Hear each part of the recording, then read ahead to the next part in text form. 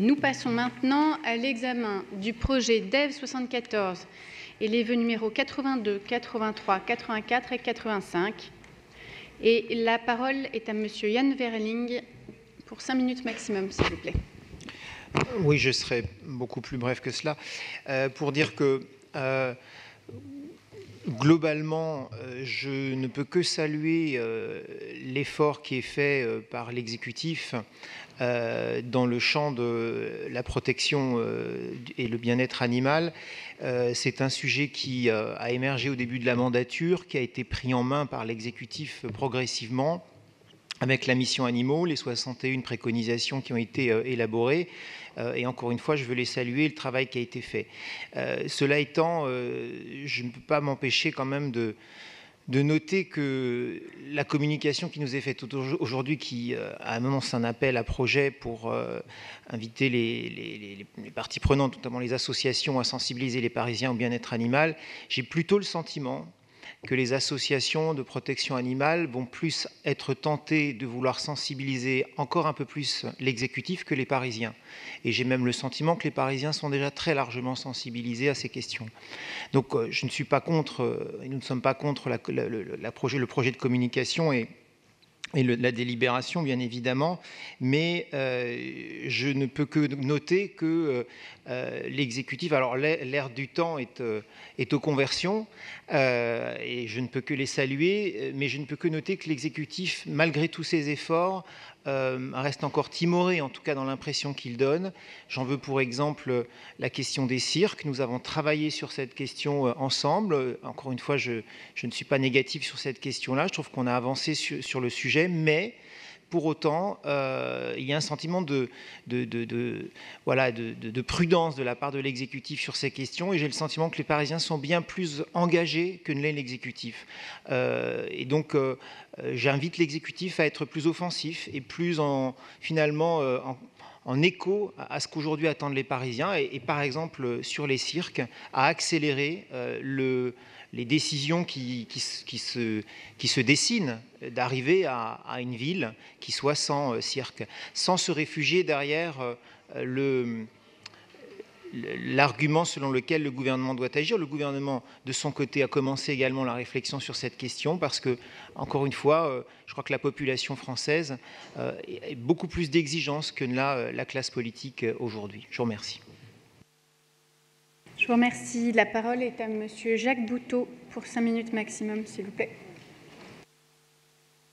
Chers collègues, je suis très heureux de cet appel à projet sur la question du bien-être animal, d'autant que les écologistes ont été assez pionniers dans le lancement de cette mission Animaux en ville, qui est présidée par Pénélope Comitès et qui a vu le jour suite aux vœux que nous avions déposés sur cette question, et en particulier sur la question des animaux sauvages dans les cirques.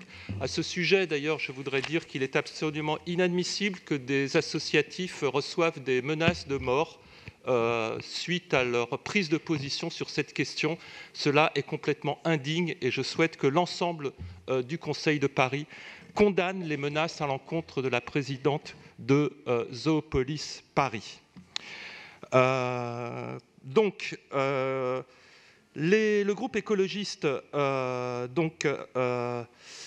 je retrouve plus, je vois rien, pardon.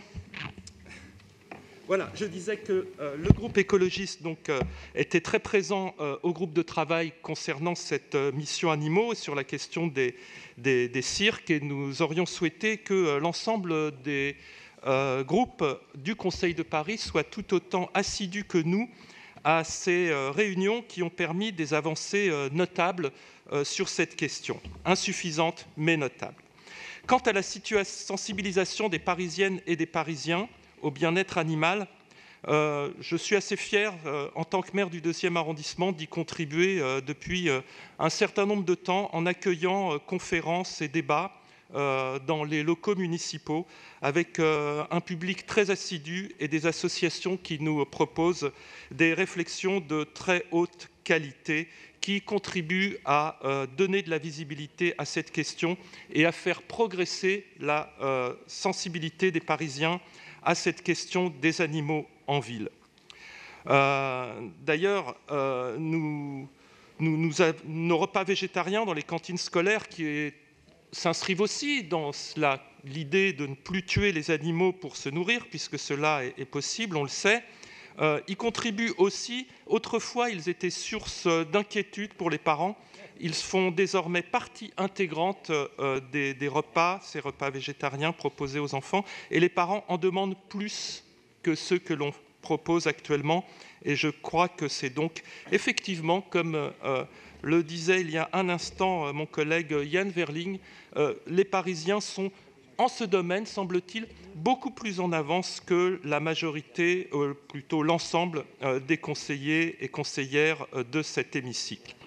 Nous nous félicitons donc de cet appel à projet et de l'ouverture de celui-ci au centre de recherche.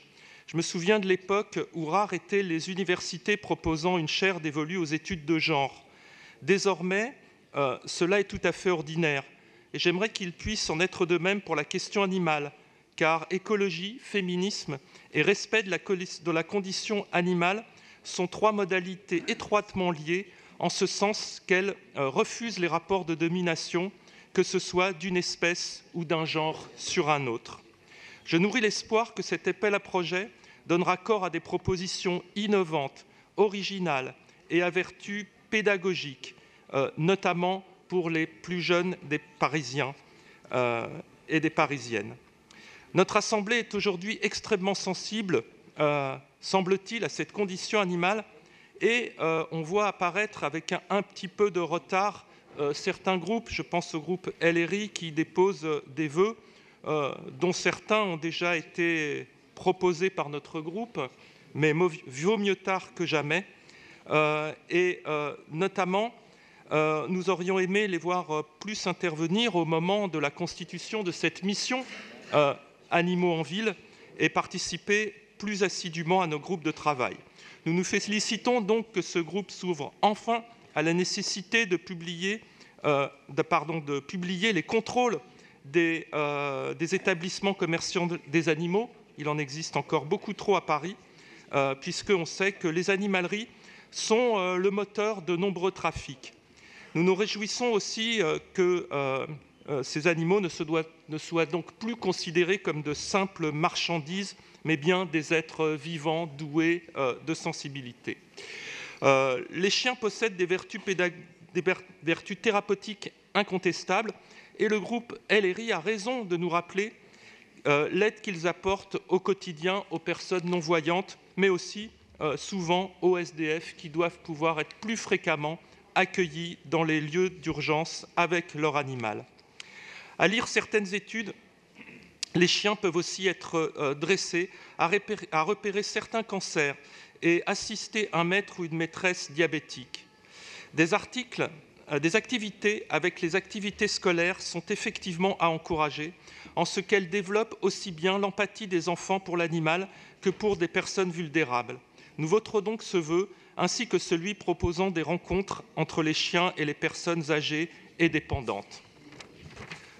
Enfin, quant au vœu sur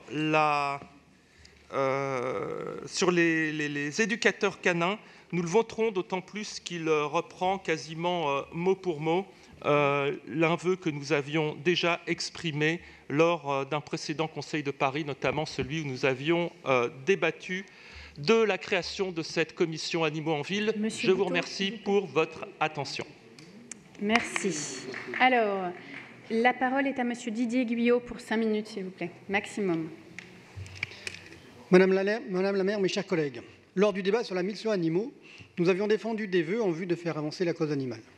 Je pense notamment aux vœux demandant la mise en place d'un label visant à établir un partenariat entre animaleries et refuges d'Île-de-France afin de proposer en priorité des animaux abandonnés. C'est bien l'engagement de l'ensemble des acteurs liés au monde animal que nous pourrons faire avancer cette cause à laquelle de nombreux Parisiens et Français sont sensibles, et cela de plus en plus. Il est donc bienvenu de sensibiliser les Parisiennes et Parisiens au bien-être animal. Nous le savons, la souffrance animale s'étend dans bien des domaines, l'agriculture, le divertissement, l'industrie et la mode. Il ne s'agit pas simplement de jeter l'anathème contre tel ou tel, mais de trouver des solutions à l'amélioration de la condition animale, tant au niveau local que national. Nous avons vu l'effort de la ville qui a engagé un certain nombre de travaux. Le gouvernement, de son côté, est également à la tâche. Le ministre de la Transition écologique et solidaire a lancé en avril dernier un groupe de travail composé d'experts, scientifiques, d'associations engagées, d'élus et de représentants de l'État en vue de travailler à l'amélioration du bien-être animal dans 4 filières. Les parcs zoologiques, les delphinariums, les cirques et spectacles itinérants et les élevages de visons pour la production de fourrure. Il sera remis dans le mois prochain des propositions constitutives d'une nouvelle feuille de route. Les Français, dans leur grande majorité, se disent opposés à un certain nombre de pratiques mettant en scène les animaux. Il a été voté d'ailleurs récemment au Canada l'interdiction de garder en captivité des baleines et des dauphins. Et cette question des animaux marins enfermés est bien à l'ordre du jour des discussions du groupe de travail. Le monde de l'agriculture n'a bien sûr pas été occulté. La loi sur l'agriculture et l'alimentation promulguée en novembre dernier a par exemple étendu le délit de maltraitance en élevage aux activités de transport et d'abattage, a doublé et durci les peines d'emprisonnement, a permis aux associations de protection animale de se porter partie civile et a interdit la mise en production de poules pondeuses en cage dans tout nouveau bâtiment d'élevage. Nous avons pu récemment mesurer que cette cause animale touchait de plus en plus les Français. D'ailleurs, la liste animaliste, vous l'avez vu il y a 15 jours, obtenant quasiment le même score que la liste communiste conduite par Yann Brossat. Bref, nous le voyons, c'est bien avec l'ensemble des partis et à travers des moyens éducatifs et législatifs que nous pourrons faire avancer cette cause, sensibiliser petits et grands sur cette question qui devient de plus en plus importante dans notre société, et c'est une bonne chose. Merci. Alors, la parole est à Madame Danielle Simonet pour 5 minutes maximum, s'il vous plaît. Oui, merci mes chers collègues. Je voudrais commencer mon intervention par exprimer mon soutien à la présidente de l'association Paris Zoopolis, Amandine, alors qu'elle participe au nom de son association à un groupe de travail ministériel lancé par M. de Rugy sur le bien-être animal dans les cirques. La voilà menacée de mort par téléphone par un directeur de cirque. C'est totalement inacceptable et j'espère véritablement que la justice va être saisie et que ce sera jugé, parce que ces menaces de mort et ce harcèlement est totalement scandaleux.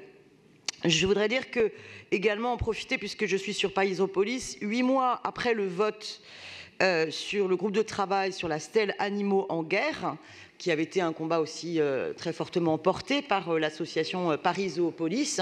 Je voudrais savoir, mes chers collègues, où est-ce qu'on en est, puisqu'il avait été dit par l'adjointe en charge de la mémoire qu'il y aurait très rapidement, vraiment sans tarder, une réunion de travail avec l'ensemble des partenaires. Eh bien, l'association Zoopolis, qui a porté cette bataille pour la reconnaissance du rôle des animaux, eh bien, n'a toujours pas été associée. Donc, est-ce que les réunions ont eu lieu sans cette association, ou est-ce que les réunions n'ont toujours pas eu lieu? Voilà, donc ça, c'est la première chose. Maintenant, concernant cette délibération, sur le lancement d'un appel à projet 2019 sur la sensibilité des Parisiennes et des Parisiens à la place des animaux en ville et leur bien-être, je voudrais savoir quelle est l'enveloppe. Quel est le montant global de cette délibération, puisque ça ne nous est pas communiqué, et combien de projets sont envisagés d'être soutenus? C'est toujours compliqué pour les associations lorsqu'il y a un appel à projet de ce type-là qui est lancé, si elles ne savent pas quelle est l'enveloppe, quel est le montant, quel est le niveau, et donc du coup, quelle est aussi l'ambition qu'elles peuvent avoir dans la présentation de leur projet. Maintenant, sur le fond, il me semble extrêmement important que la question de la prise en compte de la souffrance animale évolue et qu'enfin l'ensemble des pouvoirs publics et l'ensemble de l'opinion publique, mais là je pense que l'opinion publique est bien en avance par rapport aux décideurs, reconnaissent que les animaux sont des êtres sensibles. Et que cette bataille-là, c'est aussi une question liée au respect de la biodiversité, des animaux aussi en voie de disparition, dont on doit refuser le commerce, la chasse, le braconnage. Et aussi une prise en compte, eh bien, que les animaux ne sont pas des objets de loisirs ou des objets à consommer, des utilitaires pour l'homme, et comprendre qu'on doit évoluer ce regard. Je dirais une magnifique citation que j'ai retrouvée de Louise Michel, qui pour elle, vraiment, cette question est une question de fond, une question de civilisation, et qui disait déjà à l'époque, plus l'homme est féroce envers la bête, plus il est rampant devant les hommes qui le dominent. Donc on voit bien toute l'importance d'un point de vue civilisationnel que nous devons accorder au respect des animaux. Donc cet appel à projet est bienvenu parce que les associations peuvent être porteurs de projets pour faire changer nos regards, les mentalités. Mais il faudrait aussi que ce soit assorti de prise de décision de la ville et d'engagement fort de la ville. Revenons sur la question des cirques. Je ne comprends pas que nous ne soyons toujours pas en capacité d'interdire les cirques avec animaux sur Paris, voilà. Alors, j'ai bien entendu tout le débat juridique, c'est pas nous, c'est l'État, c'est la préfecture, c'est ceci, c'est cela. Alors, espérons que le groupe ministériel puisse enfin évoluer et faire évoluer le législateur sur le sujet, mais on pourrait déjà au niveau de la ville décider de ne plus distribuer les places offertes par les cirques avec animaux. Deuxième chose, vous savez, aujourd'hui, il y a une étude qui vient de paraître, sur laquelle il y a une petite communication, sur l'évolution de la capacité des chercheurs à comprendre la sensibilité des poissons. Alors, ça avait fait beaucoup rire sur l'hémicycle et dans les réseaux sociaux quand j'étais intervenue pour l'interdiction de la pêche à Paris, étant donné qu'on ne peut ni manger ni vendre les poissons. Eh bien, autant arrêter la pêche, puisqu'il s'agit juste de considérer les poissons comme des objets de loisirs. On les sort de l'eau avec un hameçon, on leur fait mal, on les blesse, et puis on les rejette dans l'eau en espérant qu'ils vivent. Mais on sait pertinemment que même avec des méthodes de pêche no killing, eh bien sûr qu'il y a une souffrance animale qui en est produite. Il me semble important que la ville soit exemplaire. J'avais proposé à d'autres conseils, lorsque nous débattions de ces questions-là, qu'il y ait véritablement une direction de la condition animale avec un adjoint ou une adjointe sur la question des animaux en ville, parce que ce thème, à mon avis, est transversal. Et je terminerai aussi par l'enjeu à Paris, même si évidemment ce n'est pas sur Paris qu'il y a des fermes de 1000 vaches, de X 1000 cochons ou de poulets en batterie. Pourtant, à Paris comme ailleurs, évidemment, on mange. Voilà, à Paris comme ailleurs, notre rapport à la consommation interroge notre rapport à la condition animale et notre rapport aussi donc à l'ensemble du vivant. Et je pense vraiment qu'il faut continuer, et je terminerai par cela, à développer les menus végétariens, pas simplement un jour ou deux par semaine, mais tous les jours. Je vous remercie. Merci. Alors, Monsieur Nicolas Bonnet-Oulatch, pour 5 minutes, s'il vous plaît. Alors, je vais être très rapide. Tout d'abord, je voudrais redire mon soutien à Amandine Sanvicens, qui est présidente de Zoopolis, qui a été victime de harcèlement, de menaces de mort, pour son engagement pour la cause animale. Et ça, ce n'est pas acceptable. Quelles que soient les causes que l'on défend, on ne doit pas être menacé dans notre société de droit et de liberté. Je ne vais pas rajouter à tout ce qui a été dit, d'autant qu'on s'était déjà exprimé, le groupe communiste avait rappelé au moment du grand débat qu'on avait eu, que pour nous, la question des animaux et de leur bien-être nous ramène à la question du rapport de l'homme à la nature et de son exploitation. Et qu'évidemment, dans une société capitaliste, eh bien, les premières victimes, ce sont les animaux et c'est la nature, et que si on ne change pas de système, si on ne revoit pas ce système d'exploitation, eh bien, la souffrance animale existera toujours. Donc pour nous, la réalité, c'est une vraie révolution et qui passe par l'abolition du système capitaliste. Je voudrais dire aussi que cette communication, nous la saluons, car nous voyons d'un bon œil la démarche de sensibilisation auprès des Parisiens, notamment des plus jeunes, qui sont les premiers réceptifs à cette question des animaux. Et nous soutenons pleinement toute campagne de sensibilisation sur la cause animale. Nous avions proposé d'aller plus loin avec un vœu que nous avions déposé au moment du débat, qui était l'idée d'un Paris sans animalerie. Et je maintiens cette position. Nous pensons que les animaux ne doivent pas être victimes de la marchandisation et de l'exploitation. Et nous pensons qu'il faut combattre ça. Et donc nous avions à l'époque déposé un vœu et nous souhaiterions savoir où on en est, où l'exécutif a avancé. Et la ville de Paris a-t-elle avancé dans sa relation justement avec ces commerces d'animalerie. Et voilà, faire un point là-dessus nous semble assez important. C'est d'aller un peu plus loin que la sensibilisation et se dire finalement, peut-être que les animaux, on peut les adopter. Il y a pour ça des refuges. Et peut-être que ça serait un autre rapport qu'un rapport de marchandisation aux animaux. Je vous remercie. Je vous remercie. Alors, pour les présentations des vœux LRI, c'est Madame Alix Bougeret qui fait les présentations. Oui. S'il vous plaît, alors vous avez 3 minutes. Merci. Merci Madame la maire. En effet, plusieurs vœux déposés par mon groupe qui sont autant de contributions positives et constructives à cette communication. Je veux rassurer Monsieur Boutot, nous ne découvrons pas le sujet et j'aurai l'occasion notamment d'y revenir sur les espaces canins. Ce premier vœu sur le bien-être animal et sur le bien-être animal. Donc, l'avis de l'Agence nationale de sécurité sanitaire de l'alimentation, de l'environnement et du travail du 25 avril 2018 rappelle donc que le bien-être d'un animal est l'état mental et physique positif lié à la satisfaction de ses besoins physiologiques et comportementaux ainsi que de ses attentes. Et pour répondre pleinement à cette exigence, et parce qu'il est toujours plus pertinent d'être soi-même exemplaire pour porter une politique, nous souhaitons que la ville communique les contrôles effectués par les services vétérinaires de la préfecture de police auprès de l'ensemble des établissements utilisant des animaux domestiques sur le domaine public municipal ou dans un cadre commercial, cela a été évoqué lors de salons animaliers comme par exemple au Parc Floral, et que les services municipaux s'assurent que le cahier des charges de ces établissements comporte toutes les garanties sanitaires en vue d'attester les bonnes conditions de traitement de ces animaux. C'est l'objet donc du premier vœu. Merci. Alors, pour vous répondre, je donne la parole à Madame Pénélope Comitès, puis Madame le représentant du préfet, ou si vous voulez répondre en quelques mots. Merci. Pardon ? On ne présente pas tous les vœux. Bon, alors, sinon, présentez tous les vœux à ce moment-là. Allez-y, et puis on fait une réponse globale. Merci. Très bien. Je vais peut-être présenter d'ailleurs le 83 et le 85 qui sont quand même très, très similaires avec voilà, évidemment des cibles différentes.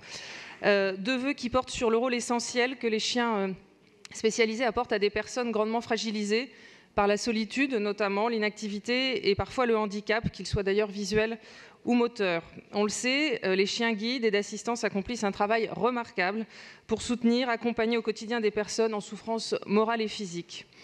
L'un des vœux donc propose que soient intensifiés les partenariats entre les EHPAD, les structures accueillant des personnes en situation de handicap dépendant de la ville et les associations de chiens spécialisés, en organisant par exemple des visites régulières de ces chiens d'assistance auprès des personnes dépendantes. En outre, c'est l'objet du second vœu, nous demandons également que soient proposées aux élèves des établissements scolaires publics, des écoles maternelles et primaires, des activités avec des associations de chiens guides ou d'assistance afin de mieux appréhender le moyen de compensation au handicap qu'apportent ces chiens. Ce sont des actions qui existent notamment dans les CLAP et qui sont extrêmement bénéfiques, de sensibilisation au handicap, bénéfiques évidemment pour les personnes qui sont porteurs de handicap et aussi pour changer aussi le regard des plus jeunes sur ces situations. Et donc, le dernier vœu. Le dernier vœu qui a trait plus précisément aux espaces canins. Le rapport de la mission Animaux en ville a été adopté par le Conseil de Paris en novembre 2018, mentionne le chiffre de 100 000 chiens recensés à Paris. Leurs propriétaires, soucieux de leur bien-être, et c'est bien compréhensible, souhaitent que des mesures concrètes soient prises pour améliorer la place de ces animaux en milieu urbain et pour qu'ils puissent s'épanouir. Donc ce n'est pas un sujet effectivement que nous découvrons. Déjà en 2013, Jean-Jacques Janesini avait proposé un vœu qui avait été malheureusement retoqué à l'époque pour qu'un espace canin soit envisagé au but de Chaumont, mais les mentalités évoluent, de tous d'ailleurs, sur le sujet. On ne peut que s'en réjouir. On va d'ailleurs en ouvrir un prochainement dans le 17e arrondissement. Notre vœu propose donc que soient recensés, en liaison avec les maires d'arrondissement, les espaces verts accessibles aux chiens, afin d'y réaliser au moins un espace par arrondissement. En complément de cette initiative, nous vous suggérons également qu'un guide chien dans la ville soit édité par la mairie de Paris, afin de mieux communiquer sur les règlements sanitaires et municipaux et qu'il soit diffusé largement dans les mairies d'arrondissement et par l'ensemble des professionnels animaliers.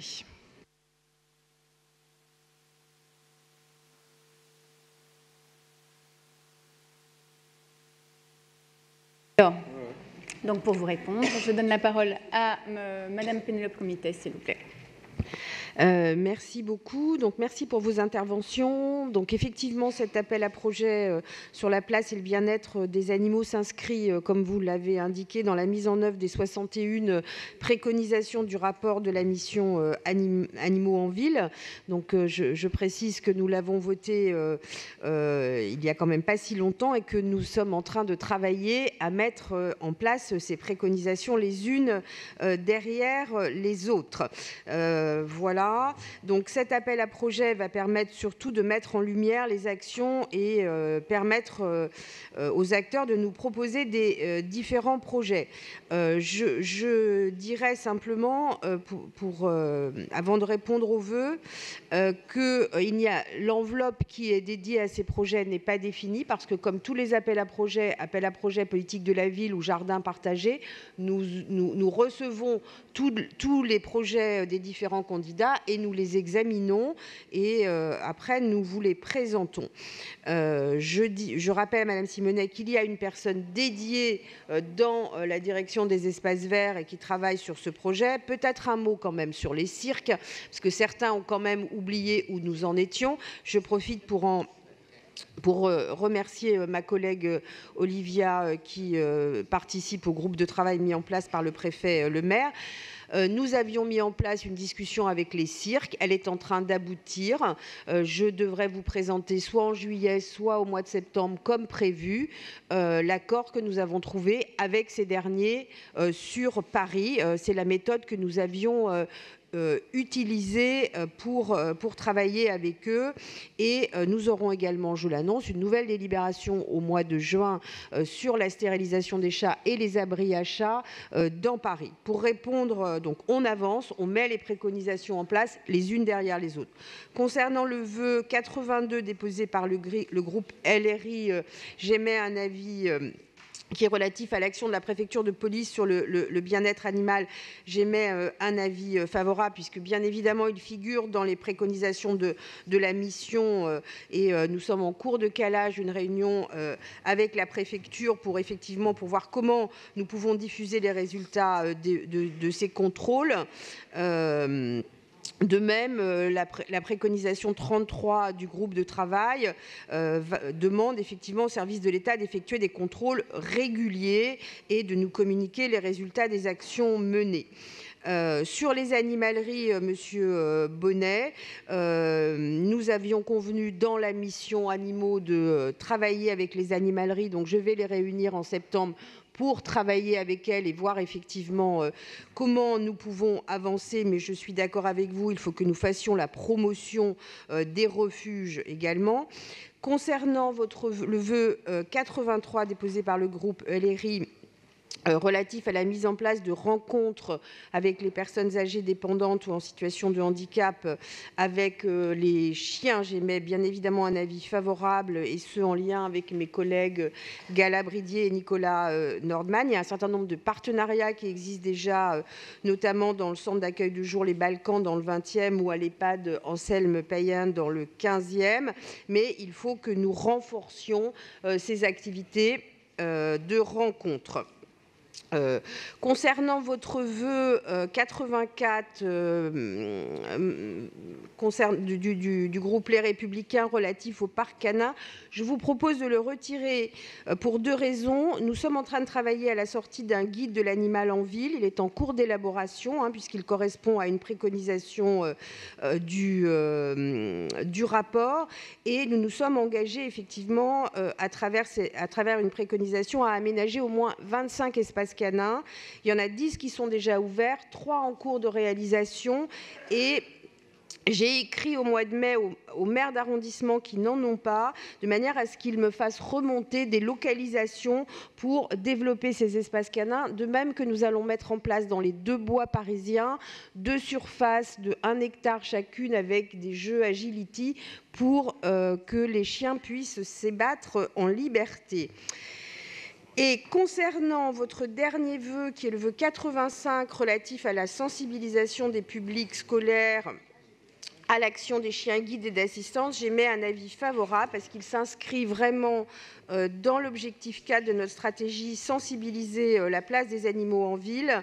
Voilà. Concernant la question qui m'a été posée sur la stèle mémoire, ma collègue Catherine Vieux-Charrier me dit que le travail est en cours et presque terminé avec le souvenir français et que vous devriez avoir des propositions de la direction des affaires culturelles sur ce monument assez rapidement. Voilà pour ma réponse sur cette délibération.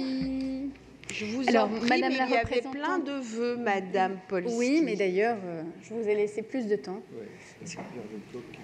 Alors, Monsieur Lecoq, d'accord, en tant que maire de l'arrondissement, s'il vous plaît. Merci. Merci Madame la maire. Je voulais surtout pas répondre après l'excellente intervention de l'adjointe compétente. Je voulais juste signaler, je suis victime, j'ai un parc canin qui est en jachère dans le 6e arrondissement et qui est l'objet en quelque sorte d'un imbroglio entre la direction de la voirie, la direction des espaces verts, l'architecte des bâtiments de France, les monuments historiques et l'inspection des parcs et jardins. Alors, j'essaie de m'en sortir. Heureusement que les chiens ne parlent pas, parce qu'ils nous diraient bien des choses. J'aimerais que dans certains cas, les humains parlent moins d'ailleurs, mais il faut vraiment que tout le monde mette, je ne suis pas remonté au secrétariat général, mais il faut vraiment que tout le monde m'aide à satisfaire les chiens de la rive gauche, de Paris et de la région Île-de-France. Merci à tous. Je vous remercie, on a pris note, bien sûr. Je vais venir vous voir. Voilà. Alors, Madame la représentante du préfet pour la 3e fois. Merci. Merci Madame la maire, Mesdames et Messieurs. Je vais répondre essentiellement au vœu numéro 82 relatif aux contrôles qui sont donc effectués par la préfecture de police à travers sa direction départementale de la protection des populations qui lui est rattachée sur la base de textes réglementaires qui sont contenus dans le code de la rurale de la pêche et de la pêche maritime et d'un arrêté du 3 avril 2014 qui fixe les règles sanitaires de protection animale dans les animaleries, les élevages parisiens qui sont soumis donc à ces obligations. Je rappelle ces obligations. Donc, tous les établissements de vente et d'élevage d'animaux de compagnie d'espèces domestiques ont l'obligation de déclarer leur activité au préfet et de désigner un vétérinaire sanitaire qui rédige avec le professionnel le règlement sanitaire de l'établissement qui garantit donc le respect des règles de bien-être et de santé animale. Il y a 30 établissements d'élevage et animaleries d'animaux de compagnie recensés à Paris qui font l'objet pour 10 d'entre eux chaque année d'une inspection, ce qui représente un taux d'inspection de 33%, là où la prescription nationale est de 5%. Donc nous avons une action de contrôle extrêmement soutenue. En 2018, aucune procédure contentieuse n'a été relevée.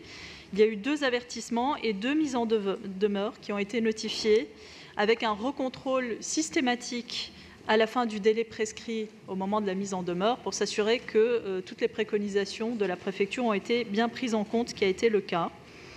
Il y a également 8 centres équestres sur l'emprise parisienne et donc 4 contrôles réalisés par an, soit une pression d'inspection de 50%. On considère que 6 de ces établissements sont d'un niveau très satisfaisant et 2 ont présenté déjà par le passé quelques non-conformités qualifiées de moyennes. Et ils sont de ce fait recontrôlés chaque année. En ce qui concerne les promenades avec poney, il y a un seul prestataire. Il a été contrôlé l'été dernier et il sera recontrôlé cette année sans qu'une non-conformité majeure n'ait été relevée, mais ça fait partie de notre plan de contrôle estival. Je rappelle que le champ des contrôles s'exerce donc sur tous les lieux de détention d'animaux, que ce soit les animaleries, les parcs zoologiques, les centres équestres, mais aussi lors des événements multiples et variés, comme le Salon international de l'agriculture ou d'autres rassemblements avec des animaux. Et par ailleurs, le préfet de police émet un avis pour toute manifestation sur la voie publique avec participation d'animaux. Ça représente environ 70 demandes par an. Et le préfet veille lorsqu'il n'est pas saisi par exemple des manifestants sur la voie publique qui voudraient utiliser des animaux. Il veille à leur rappeler leurs obligations et à s'assurer qu'ils puissent être contrôlés afin que le bien-être des animaux dont on se préoccupe aussi à la préfecture de police soit effectivement respecté. Je vous remercie. Alors, je mets aux voix le vœu numéro 82 du groupe Les Républicains et Indépendants avec un avis favorable de l'exécutif. Qui est pour? Qui est contre? Qui s'abstient? Il est adopté à l'unanimité. Je mets aux voix le vœu numéro 83 du groupe Les Républicains et Indépendants avec un avis favorable de l'exécutif. Qui est pour? Qui est contre? Qui s'abstient? Il est adopté à l'unanimité. Le vœu numéro 84 déposé par le groupe Les Républicains et Indépendants est-il maintenu? Alors il est retiré, je vous remercie. Je mets aux voix le vœu numéro 85 du groupe Les Républicains et Indépendants avec un avis favorable de l'exécutif qui est pour, Qui est contre? Qui s'abstient? Il est adopté à l'unanimité. Je vous remercie. S'agissant d'une communication, il n'y a pas de vote.